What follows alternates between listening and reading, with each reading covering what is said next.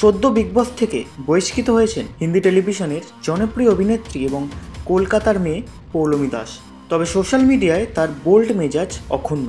Indians next top model show এর মাধ্যমে পৌলমীর Glamour দুনিয়ায় সফর শুরু হয়। এরপর হিন্দি সিরিয়ালে সুযোগ পান বঙ্গকন্যা। পৌলমীর প্রথম সিরিয়াল ছিল সুহানি সি এক লড়কি। এই ধারাবাহিকে বেবির চরিত্রে নজর কেড়েছিলেন তিনি। এরপর আর পিছনে ফিরে তাকাতে হয়নি অভিনেত্রীকে। দিল হি তো হ্যায়, কার্তিক পূর্ণিমা এবং নাগিনের মতো একের পর এক সিরিয়ালে অভিনয় করেছেন পৌলমী। পৌরসপুর ওয়েব সিরিজেও দেখা গিয়েছিল তাকে। 21শে জুন পৌলমীর বিগ বস 3 এর সফর শুরু হয়। শোয়ে ইউটিউবার শিবানী কুমারের সঙ্গে পৌলমীর একাধিকবার কথা কাটাকাটি হয়েছে। শিবানীর বিরুদ্ধে বর্ণ বৈষম্যের মন্তব্য করার অভিযোগও উঠেছে। শো থেকে বেরিয়ে যাওয়ার পর পৌলমী তার কড়া জবাবও দিয়েছেন। Bureau report, U Bangla TV. U Bangla TV, হৃদয় ছুঁয়ে যায়।